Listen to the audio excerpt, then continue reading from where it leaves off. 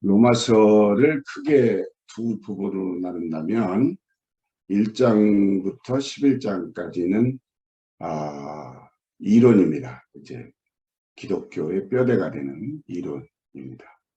그리고 이제 12장부터 마지막 장까지는 그럼 그리스도인들은 어떻게 살아야 되느냐 하는 실천 부분입니다. 그래서 12장 1절에 시작되는 그러므로라는 단어는 1장부터 11장까지 총 주제를 쭉 설명하고 이것을 이해한 그리스도인들이 앞으로 어떻게 살아야 할 것인가 하는 것에 대한 제시입니다. 그러므로라는 단어 하나는 이미 1장부터 11장까지의 내용을 함축하고 있는 겁니다. 로마서의 전반부의 총 주제는 구원입니다. 구원. 첫째는 개인 구원, 두 번째는 그 민족의 구원, 나가서는 전 인류에 대한 구원입니다. 그래서 이제 민족에 대한 구원은 이제 이방인과 유대인에 대해서 설명을 하고 있죠. 사람이 왜 구원받아야 하는가, 또 구원은 어떻게 받는 것인가, 구원받은 사람은 어떻게 되는가, 그 결과가 어떻게 되는가 등이 로마서 1장부터 11장까지의 주제입니다. 그 로마서의 후반부의 주제는 이제 12장부터 마지막 장까지 구원받은 사람은 어떠한 삶을 살아야 할 것인가가 주제입니다.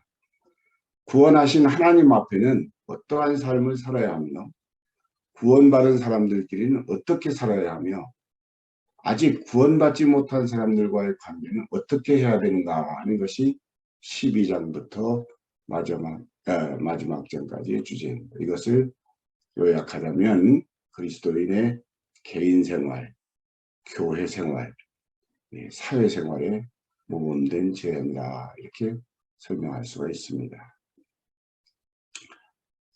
본문의 주제는 이 구원받은 사람들의 교회 생활에 대해서 언급했습니다. 그 교회 생활에 대해서 언급을 했는데 그 첫 번째 주제가 그리스도인의 예배 생활에 대하여 말씀을 하고 계십니다. 하나님께서 인간을 창조하신 이유 중 하나는 교제하시기 위함입니다. 그래서 고린도서에 너희를 불러 교제하시는 하나님은 미쁘시다 이렇게 설명했습니다. 그러나 인간은 그 범죄와 타락으로 인하여 하나님과의 교제가 단절되었고 하나님께서 이스라엘 백성을 선택하셨는데 그 선택하신 이유도 여러 가지 있을 수 있으나 우선은 그 예배에 대하여 오늘 같이 은혜를 나누고자 합니다. 하나님께서 이스라엘 백성을 택하신 목적은 예배 받으시기 위함이었습니다. 이스라엘 백성들이 아주 처음에는 예배에 대한 충성심도 있었습니다. 성전도 지어서 바치고 그 헌신과 엄격한 규범, 엄숙한 의식이 있었습니다. 그래서 그들은 그 예배드리는 사람을 제한했습니다. 또 성전에 바치는 제물도 구별했습니다. 장소도 구별했습니다. 그래서 예수님이 신약성경에 보면 예수님께서 그 노끈으로 채찍을 만들어서 성전에서 장사하는 사람들을 내쫓은 기록이 있잖아요. 그건 뭐냐면 성전에다 바쳐지는 제물은 아무거나 드려서는 안 된다. 그래서 구별된 제물만 드려야 된다고 생각을 하고 처음에는 먼 곳에서 오는 사람들이 제물을 바치는 것을 도와주기 위해서 시작됐지만 나중에 가서는 이게 이익금이 쏠쏠하단 말이죠. 그러니까 사람들의 배를 채우는 도구로 사용을 하게 됐습니다. 또 그 예수님과 그 사마리아 여인과의 그 대화를 보면 우리 조상들은 이 산에서 예배하라고 그랬는데 당신들은 예루살렘에서 예배해야 된다고 합니다. 어떤 게 맞습니까? 이렇게 얘기합니다. 역사적으로 쭉 거슬러 올라가면 이제 이스라엘의 남북 왕조가 갈라지면서 이제 북쪽에 있는 이스라엘 사람들도 예배를 드리기 위해서 제사를 드리기 위해서 예루살렘을 찾았습니다. 근데 예루살렘으로 올라가는 길이 그 지름길이 사마리아를 통과하는데 북왕조의 정치가들은 이걸 용납할 수 없는 거예요. 그러니까 사마리아에다가 성전을 세워놓고 유대인이 아닌 일반인들에게 제사장 직분을 맡기고 유대인의 절기가 아닌 다른 날짜를 정해가지고 여기서 예배해라 그렇게 얘기를 했어요. 또 이방의 침략을 받으면서 이스라엘의 허리인 이 사마리아를 가장 중요하게 정치적으로 생각을 해서 이방 사람들이 이 사마리아 땅에 와서 살고 사마리아 지역에 있는 사람들을 내쫓고 강제로 혼인을 시키고 유대인들은 아주 혈통을 굉장히 중요하게 생각하지 않습니까? 그래서 이 사마리아 지역이 가장 많이 혼혈이 됐습니다. 이게 유대인들이 입장에서 볼 때는 저 사람들은 유대인도 아니고 이방인도 아니고 그러니까 그 사람들을 예배하는 것을 제한을 했고 또 북쪽 사람들은 정치적으로 북왕조 이스라엘 사람들이 남왕조 유대로 올라가는 것을 막았고 그래가지고 그것이 쭉 세월이 흘러가서 이제 예수님이 오셔서 활동하던 시대에는 북쪽 사람들이 이스라엘 사람들이 남쪽 예루살렘으로 예배하러 갈 때 사마리아를 통과하지 않는 이스라엘 쪽에 있던 사람들마저도 사마리아를 경멸하고 남쪽 유대 사람들은 더군다나 사마리아를 인정하지 않고 그런 지경에 이르게 됐습니다. 그런데 그때 예수님이 이스라엘을 올라가시면서 예루살렘을 올라가시면서 이스라엘을 가시면서 사마리아를 통과하시게 되죠. 거기서 이제 사마리아 여자를 만나서 대화를 한 내용이 바로 그 내용인데 그 요한복음 4장의 그 내용을 살펴보면 예배하는 장소, 예배하는 사람 이것이 엄격하게 구별되었던 것을 보게 됩니다. 예수님께서는 여기서도 말고 예루살렘에서도 말고 하나님 앞에 예배하는 자는 신령과 진정으로 예배를 해야 된다. 하나님은 이렇게 자기에게 예배하는 사람을 찾으신다. 이렇게 말씀하셨어요. 이 말씀을 통해서 보면 그 얼마나 유대인들이 그 예배를 소중하게 생각했고 예배하는 장소, 예배하는 사람, 예배에 드려지는 예물에 대해서 엄격하게 구별했던가 하는 것을 보게 됩니다. 그런데 정작 예배의 정신, 예배하는 마음은 다 무너졌습니다. 그래서 구약의 마지막 선지서인 말라기서의 1장에 보면 얼마나 그때 당시에 예배가 타락을 했는지 말라기 선지자가 1장 10절에 이런 얘기를 합니다. 누군가가 와서 성전문을 닫아줬으면 좋겠다. 위선과 가식이 가득 차서 그 위선과 가식으로 예배하러 다니는 그 사람들의 모습을 말라기 선지자는 도저히 볼 수가 없었던 거예요. 차라리 누군가가 강제로 성전문을 닫아가지고 예배를 못 드리게 막아줬으면 좋겠다 할 만큼 사람들이 예배에 타락을 했어요. 신약으로 거슬러 올라와서 이제 예수님의 사역으로 교회가 시작이 됐습니다. 이제 교회 시대에 교회가 시작되면서 교회 안에서 예배를 어떻게 드려야 할 것인가가 큰 문제였습니다. 왜? 유대인들은 전통인 유대인 방식대로 예배를 드려야 되고 또 이방인들은 그게 몸에 맞지 않는 거예요. 유대인들의 방식을 따라가려니까 불편한 게 한두 가지가 아니에요. 문화가 다르고 정서가 다르고 가치관이 다르고 그러니까 예배가 교회마다 달랐어요. 그러면서 보수적인 사람들은 우리의 예배를 따라오지 않은 사람들은 인정할 수 없다. 그리고 이방 사람들은 무슨 소리냐. 우리가 받은 은혜대로 사도들의 가르친 대로 우리가 예배를 드린다. 그래서 교회 안에 예배에 대한 갈등이 생기게 되었던 것입니다. 그래서 여기서 얘기하는 것은 예배의 자세, 예배의 형식 이게 중요한 것이 아니라 예배하는 본질, 예배하는 영적 자세가 더 중요하다. 오늘도 마찬가지지 않습니까? 교회들마다 예배의 형식이 다르고 다니는 교회마다 그 다니던 교회에서 드렸던 예배의 형식이 어떤 사람은 좋아가지고 새로운 교회를 갔을 때 그걸 고집하기도 하고 어떤 사람들은 또 우리 교회의 예배 형식이 좀 달라. 다른 교회의 예배 형식이 더 좋아. 그렇게 해서 또 그쪽으로 가기도 하고.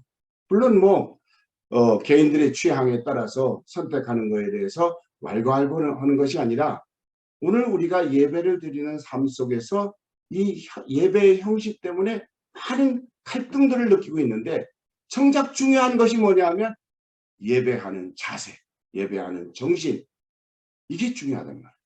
그래서 사도 바울을 통해서 하나님께서 우리에게 주시는 메시지는 그러므로 12장 1절 그러므로 형제들아 내가 하나님의 모든 자비하심으로 너희를 권하노라.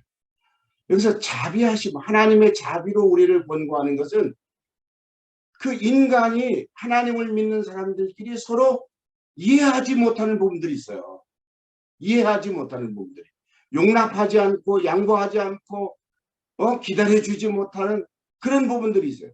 그래서 나의 주장을 강제로 강요시켜서 상대방을 압박하는, 나하고 맞지 않은 것은 마치 이단인 것처럼 그렇게 생각하고 취급하는 인간들의 이 한계를 무너뜨리기 위해서 하나님의 자비라는 단어를 가지고 나왔어요. 우리는 하나님의 자비가 없다면 하나님 앞에 설 사람이 아무도 없습니다.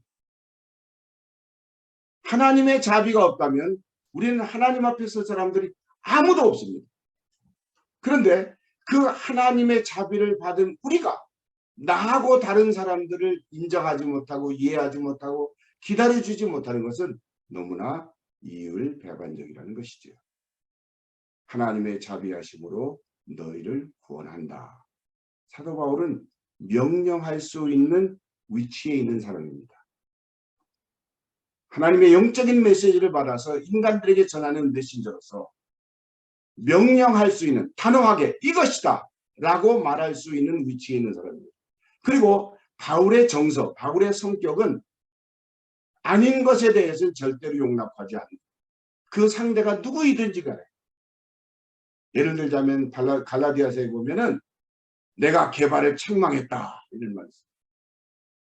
근데 당시에 게바는 어떤 사람이냐면 교회에서는 게바보다 더 존경받는 사람이 없고 영향력 있는 사람이 없는, 베드로보다 더 영향력이 있는 사람이 없는 그런 위치에 있는 사람인데 그 감히 자기 스스로 고백하기를 나는 사도의 반열에 들어설 수 없는 사람이고 맨 마지막에 만삭되지 못하여 태어난 사람과 같은 사람이다 라고 말할 만큼 자기가 자기를 봐도 자격이 부족한 그런 사람이었는데 그런 사람이 감히 교회의 우두머리인 게바를 책망할 만큼 강직한 성격의 사람이었어요.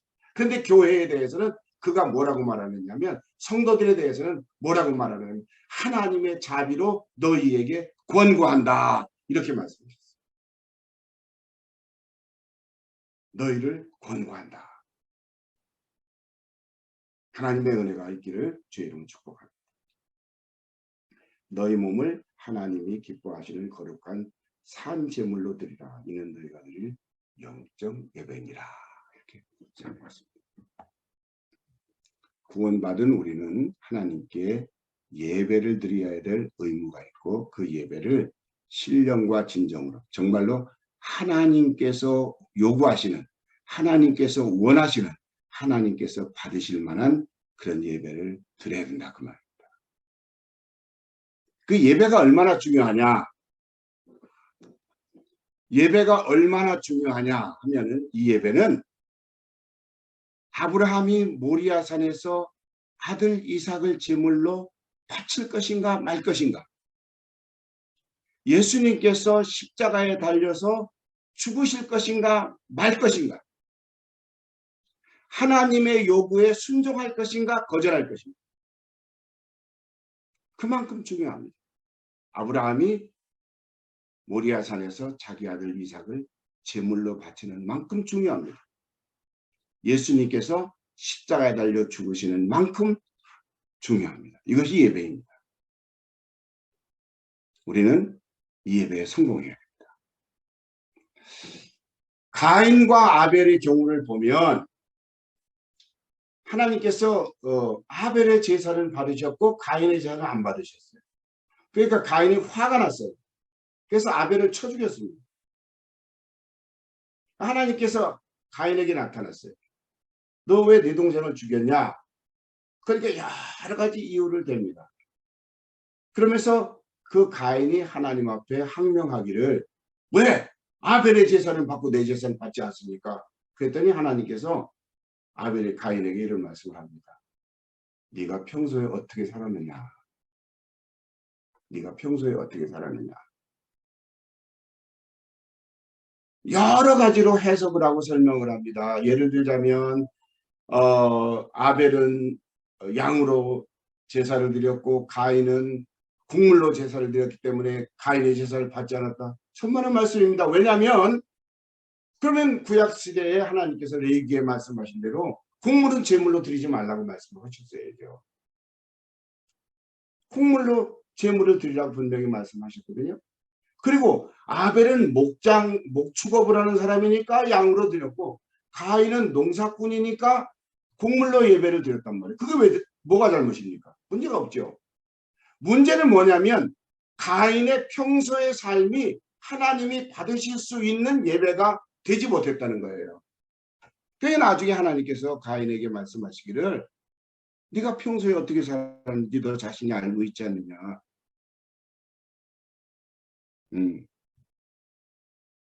오늘 우리가 우리의 삶의 현장에서 어떻게 살았느냐에 따라서 각자의 믿음의 분량대로에 따라서 우리가 예배에 성공할 수도 있고 실패할 수도 있다는 사실을 좀 심각하게 받아들였으면 합니다. 예배는 영적 전쟁이며 하나님과의 관계성을 확인하는 것이며 예배는 우리 인생의 성공의 길입니다. 타락한 종교에는 형식적 예배 의식만 있을 뿐입니다. 타락한 종교에. 그러면 형식이 중요하지 않느냐? 그렇지 않습니다. 형식과 실체는 무엇과 같으냐면 사람과 옷과 같습니다. 의복. 형식은 의복과 같은 것이고 실체는 사람인 것입니다. 그래서 예수님께서는 그 바리새인들의 위선에 대해서 설명하기를 회칠한 무덤과 같다. 아무리 아름답게 칠을 해서도 그 속에는 송장이 썩고 있죠. 우리처럼 이 땅에 이렇게 좋은 곳에서는 그 회칠한 무덤이라는 말을 이해를 못합니다만 이 팔레스타인 지역은 그 땅이 좋지 않아요. 좋은 땅이 많지 않아서 더군다나 예루살렘 지역은 산악 지역이기 때문에 땅이 없습니다. 그래서 무덤을 이렇게 땅 위에 집을 짓거나 아니면 돌관을 만들거나 그렇게 해가지고 시체를 거기다 장사를 지내요. 그래서 조상들이 그 구약성경에 보면은 그 왕들이 죽어서 열조의 곁으로 갔다 그랬잖아요. 그게 뭐냐면 아브라함의 묘에 다윗의 묘에 솔로몬이 묻히고 솔로몬의 묘에 또 그 자식이 묻히고 그 자식이 계속 묻히는 거예요. 그러니까 그 무덤들을 자손들이 회치를 잘해서 관리를 잘 해야 되겠죠. 왜? 그래야 나중에 자기도 그 속에 들어가니까. 근데 아무리 아름답게 거치장을 해도 속은 이미 뭐예요? 사람이 죽어서 묻히는 곳이란 말이에요. 그곳이. 그런 위선과 외식이 있어서야 되겠느냐 그 말입니다. 은혜 받은 우리들이.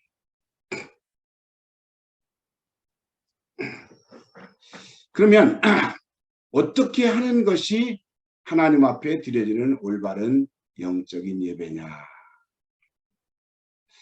주님께서 그러므로 형제들아 내가 하나님의 모든 자비하심으로 너희를 권하노니 너희 몸을 하나님이 기뻐하시는 거룩한 산제사로 드리라. 산제물로 드리라. 이는 너희의 드릴 영적 예배니라. 산제물로 드리라. 구약시대에는 짐승을 잡아서 불태워서 하나님 앞에 제물로 드렸는데 그 이스라엘 사람들 하면은 하나님 앞에 드려지는 제사, 예배와 제물에 대해서 설명이 필요가 없습니다. 근데 우리 주님께서 우리에게 권고하기를 너희 몸을 직접 산제물로 드리라. 그렇게 말씀합니다. 헌신이라는 말은 몸을 바친다는 말입니다. 신령한 예배란 우리 자신을 주님께 드리는 겁니다. 예배의 장소, 시간, 형식에만 아니라 그 예배 드리는 사람의 삶 자체가 예배인 것입니다. 있는 그대로 주님께 드리는 결단이 필요한 거죠. 고린도후서 8장 5절에는 마게도냐 교회에 대해서 소개를 하면서 그 교회가 주님께 헌신한 내용을 이렇게 설명하고 있습니다. 저희가 먼저 자신을 죽게 드리고 또 하나님의 뜻을 쫓아 우리에게 주었도다. 물론 이것은 교회의 헌금에 대해서 설명하는 얘기입니다만, 헌금을 드리기 이전에 저희가 먼저 자신을 죽게 드렸다. 먼저 자신을. 그러니까 마음이 없는 행동은 위선이라고 그러잖아요. 그렇죠? 그러니까 우리의 마음 자세가 먼저 늘 하나님께 드려지는 삶을 살 때에 우리의 삶도 그렇게 따라간다. 그 말입니다. 우리는 제단에 바쳐지는 제물처럼 구약시대의 이스라엘 사람들이 제단에 바치는 제물을 정말로 소중하게 생각하고 구별했던 것처럼 우리의 삶을 구별해서 살아야 된다. 그 말입니다. 거룩이란 단어가 도덕성, 우월성을 설명하지 않습니다. 물론 거룩이란 단어 속에는 도덕적 우월성도 있습니다. 그런데 거룩이란 단어의 본질적인 의미는 구별하다는 뜻입니다. 우리를 거룩한 사람이라고 합니다. 거룩한 집단, 성도. 이 그리스도인에게 성도라는 단어보다 더 존경받는 용어는 없습니다. 이 말은 무슨 말이냐면 구별된 백성이라 그런 뜻이에요. 하나님께서 우리를 구별하셨다. 하나님께서 우리를 구별하셨습니다. 네. 구별이란 말은 특별한 목적을 위해서 뽑힘받았다 하는 뜻도 있습니다. 하나님께서 우리를 하나님께 예배하는 사람으로 특별한 예배를 드리는 사람으로 특별한 목적을 위해서 뽑아주셨어요.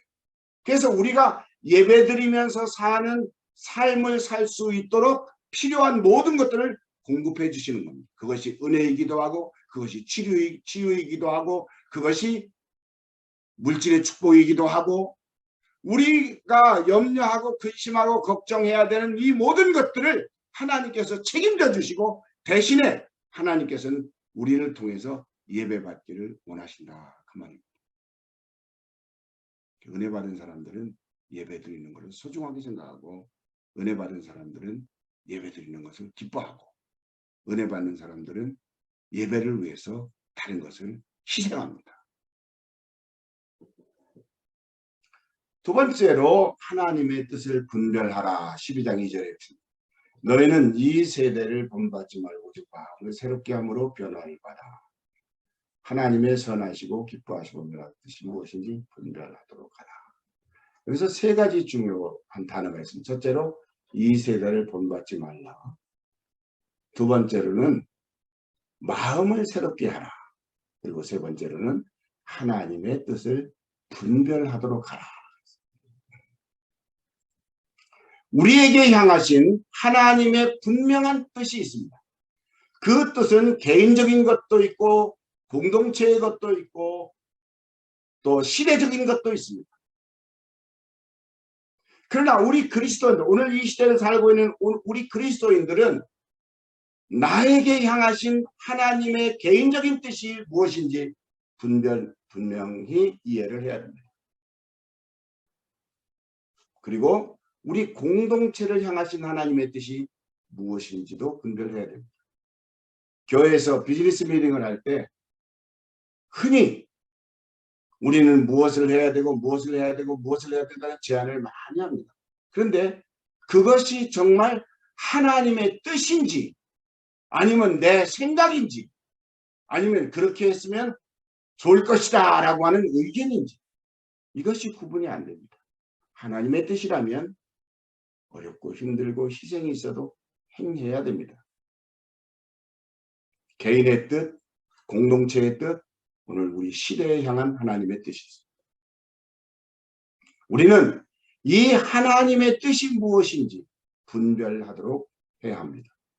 그러기 위해서는 이 세대가 어떤 세대인지 알아야 합니다. 이 세대는 어떤 세대냐?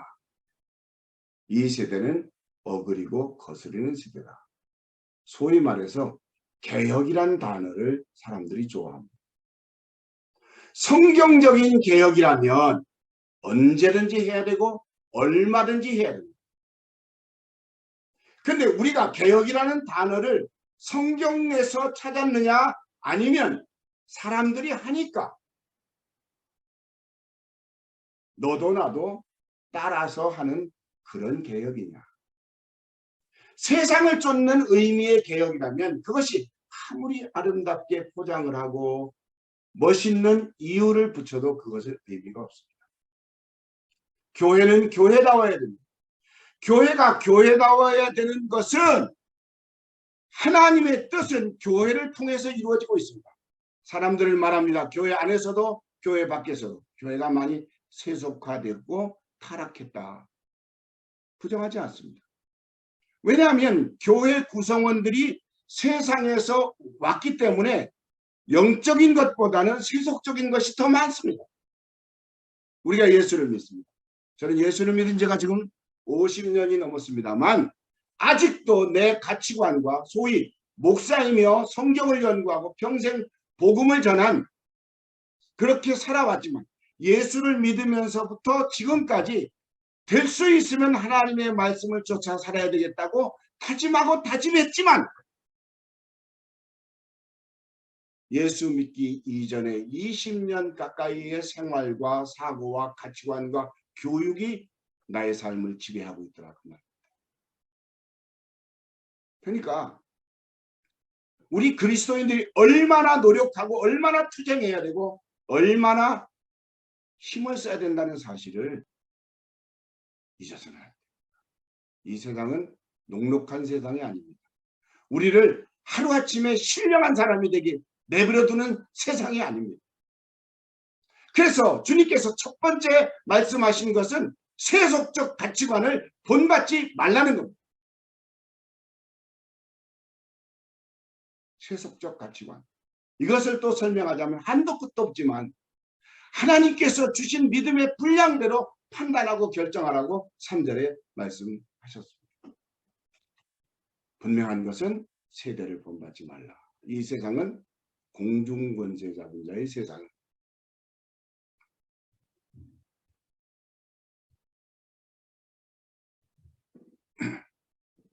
공중권세 잡은 자들이 악의 씨를 뿌려서 악의 화신들이 판을 치는 세대.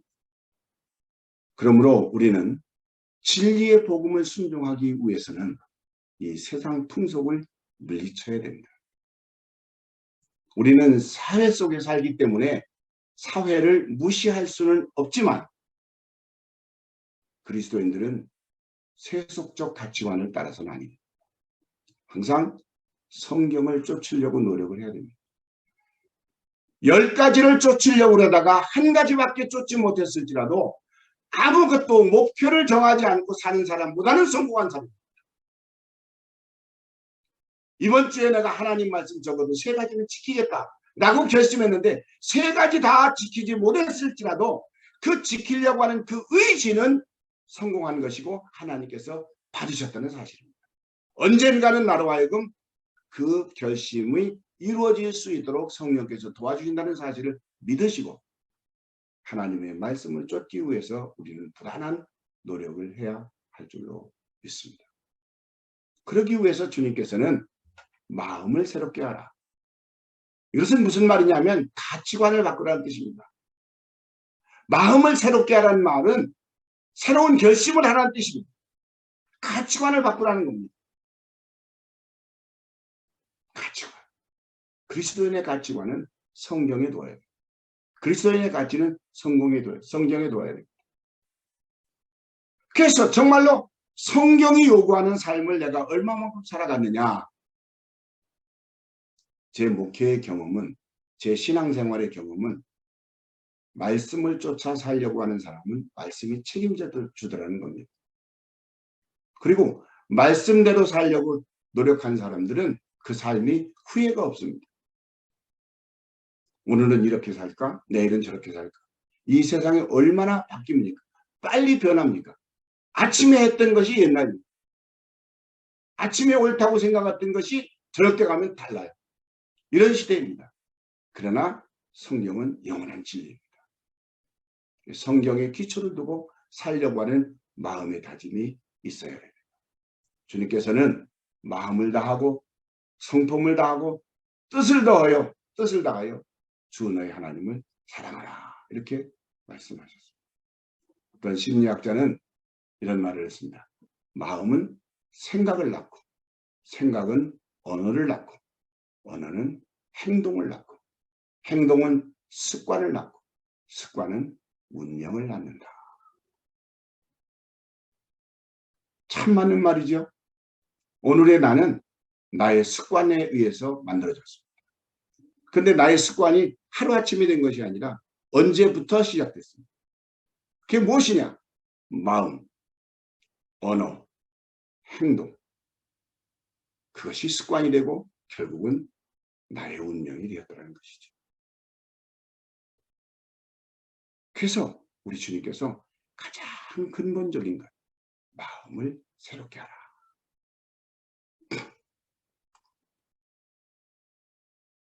세 번째로 변화를 받으라.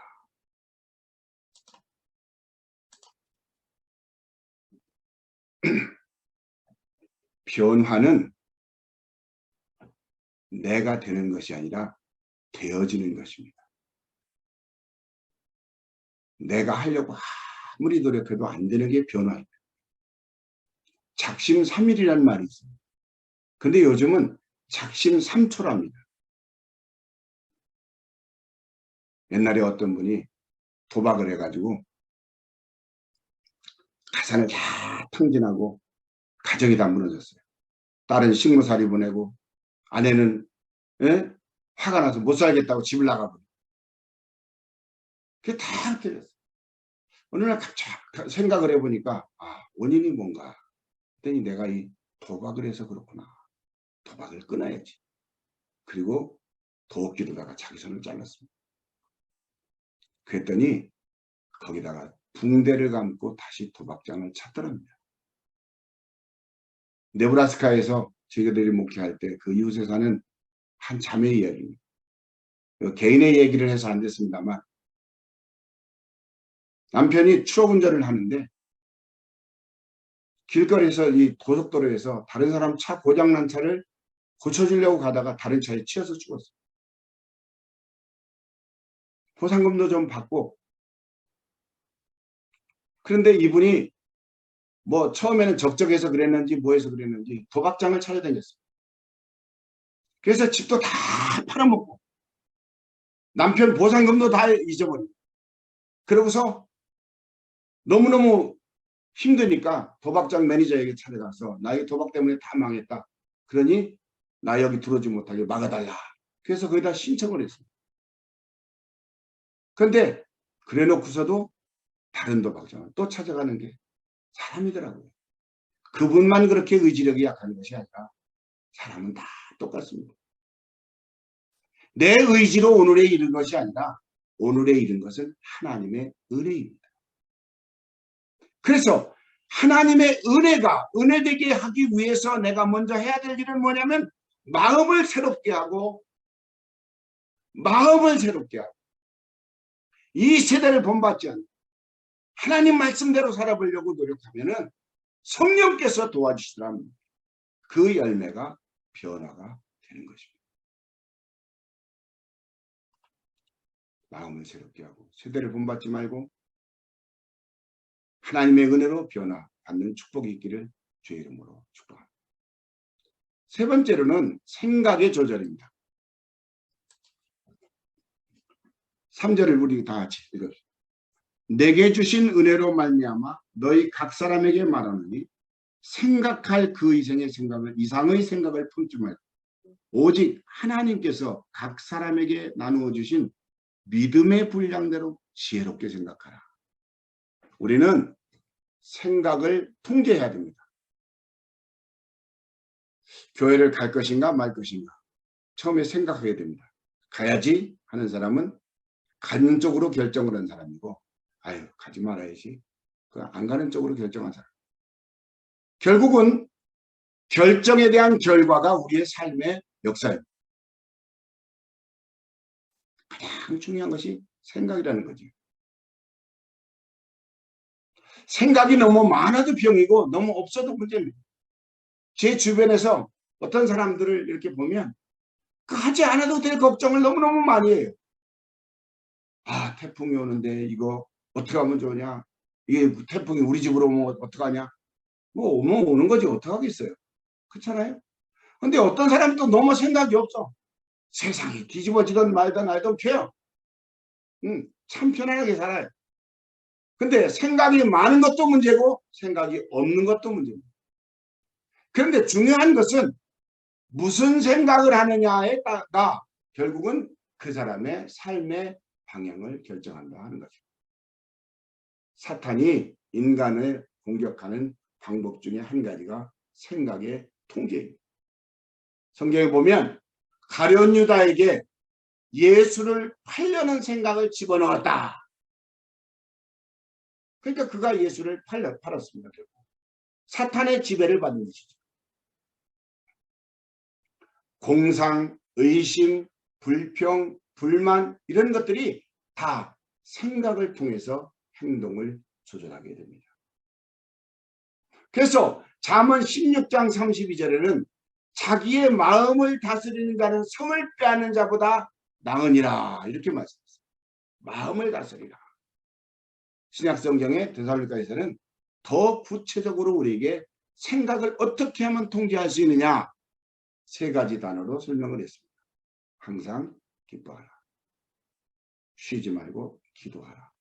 범사에 감사하라. 이는 그리스도 예수 안에서 너희를 향하신 하나님의 뜻이니라. 생각, 기뻐하고 기도하고 감사하는 사람은 긍정적이고 적극적이고 생산적이고 창조적인 생각을 하게 됩니다. 근데 여러분 생각해 보십시오. 기뻐하라는 단어에다가 고민하라. 기도하라는 단어에다가 공상하라. 감사하라는 단어에다 불평하라. 그럼 뭐가 나오겠어요? 뭐가 나오겠어요? 뻔한 거 아니겠어요? 마음이 불편한 사람이 행복한 사람 없습니다. 마음과 행동은 같이 움직입니다. 그래서 한마디로 말하면 쓸데없는 생각하지 말고 하나님께서 베푸시는 은혜 안에서 믿음의 생각을 하라 그런 뜻입니다. 믿음의 분량대로 생각하십시오. 마음 믿음으로 생각하는 것, 믿음으로 생각하는 것, 믿음으로 생각할 때 하나님께서는 믿음의 열매를 주시는 겁니다. 신령한 예배란 몸을 드리고 마음을 드리고 삶을 드리는 것입니다. 이것이 영적인 예배예요. 예배의 형식 중요합니다. 예배의 장소 중요합니다. 예배할 때 드려지는 예물 중요합니다. 그런데 내 마음이 하나님과 단절되었다면 의미 없는 예배입니다. 의미 없는 예배입니다. 우리는 의미 있는 삶을 살아도 인생이 짧습니다. 하나님 앞에 우리가 하루를 살아도 한 번 예배를 드려도 하나님과 영적 교제가 있는 신령한 예배, 그런 예배 드려지는 삶이 되기를 주의 이름으로 축복합니다. 거룩하신 아버지, 우리가 예수를 믿는 그 순간부터 오늘까지 예배 생활을 해온 것은 사실입니다. 어떤 때는 갈급한 마음으로 감사함으로 예배에 참석한 때도 있었고 어떤 때는 정말로 의무로 형식으로 부담감으로 참석할 때도 있었습니다. 그러나 분명한 것은 하나님께서 오늘까지 이끌어 주셨기 때문에 우리가 예배드리는 삶을 살 수 있었다는 것입니다. 앞으로도 우리의 생각과 형편에 치우치지 않고 하나님의 뜻을 쫓아 하나님께서 기뻐하시는 온전한 예배, 사람들이 이것 구별하고 저것 구별하는 그런 형식에 매인 예배가 아니라 어떤 형식에 있든 어떤 위치에 있든 어떤 자세에 있든 하나님과 교통하는 신령한 예배가 드려져서 아벨의 제사를 받으신 것처럼 예수님의 십자가의 죽으심을 받으신 것처럼 아브라함이 그 아들 이삭을 받으신 것처럼 하나님께서 용납하시는, 하나님께서 연락하시는, 하나님께서 원하시는 그런 예배자가 될 수 있도록 성령께서 우리를 도와주시옵소서. 가인처럼 생활 속에 엉망진창인 사람이 거룩하고 형식적인, 사람들 보기에 멋있어 보이는 그런 위선자가 아니라 정말로 예배 때문에 죽임을 당했지만 하나님 앞에 인정받은 아벨의 예배가 우리 예배가 될 수 있도록 하나님 축복해 주시옵소서. 거룩하신 예수님의 이름으로 기도드리옵나이다. 아멘.